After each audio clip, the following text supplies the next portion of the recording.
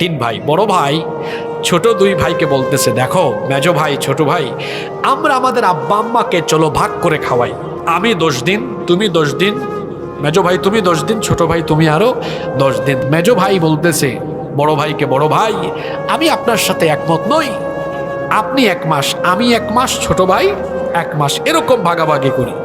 দুই ভাইয়ের এই কথাবার্তা শুনে ছোট ভাই বলতেছে বড় দুই ভাইকে, বড় ভাই মেজো ভাই শোনেন, একটা দাবি আপনাদের কাছে পেশ করি।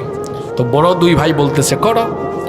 ছোট ভাই বলতেছে আব্বা আম্মাকে ভাগাভাগি করার দরকার নাই, আব্বা আম্মা দুজনকে সারা জীবনের জন্য আমার কাছে দিয়ে দেন। দেখছে ছোট ভাইয়ের উপর দায়িত্ব দিয়ে দিলে আমরা তো বাঁচলাম, আব্বা আম্মাকে দেখাশোনা করা লাগবে না, চিকিৎসাও করানো লাগবে না, খরচাপাতি কমে যাবে। এই 3 ভাইয়ের কথাবার্তা শুনছে এক চাচা। চাচা গিয়ে ছোট ছেলেকে বলতেছেন, ভাতিজা তুমি তো ব্যাককল। ছোট ছেলে বলতেছে, চাচা আপনি আমাকে ব্যাককল বললেন কেন?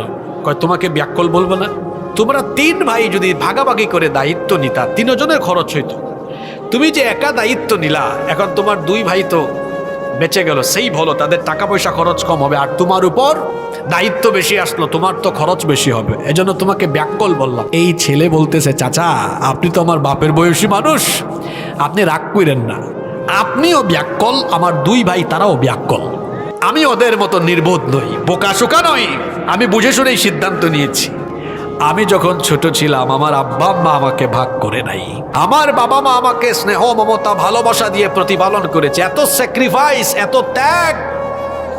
আমার বাবা মাথার ঘাম পায়ে ফেলে পয়সা উপার্জন করে আমাকে খাইয়েছে, লালন পালন করিয়েছে, ঢাকায় পাঠায় আমাকে পড়াশোনা করেছে।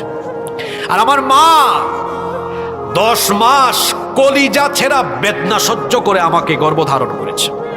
আমার এই মা মাংসের, গোশতের, মাছের সবচেয়ে ভালো টুকরাটা আমাকে খাওয়াইছে। এরকম কষ্ট করে করে আমার বাবা মা আমাকে লালন পালন করেছে, আমি কি আজ আমার বাবা মাকে ভাগ করবো নাকি? চাচা শোনেন, আমি আমার বাবা মা 2 জনকে এজন্য আমার দায়িত্বে নিলাম, আমি যদি তাদেরকে খাওয়াই, চিকিৎসা করাই, খেদমত করি, তারা যদি আমার উপর সন্তুষ্ট হন, আমার আল্লাহ আমার উপর সন্তুষ্ট হবেন। আর আল্লাহ যদি সন্তুষ্ট হন, আল্লাহর দেওয়া সম্পদ যে আমি আমার আব্বা আম্মার জন্য খরচ করি, এটা আর কমবে না, কারণ দুনিয়ার সম্পদ আল্লাহ আমার পায়ের তলায় ফেলাইয়া দিবেন।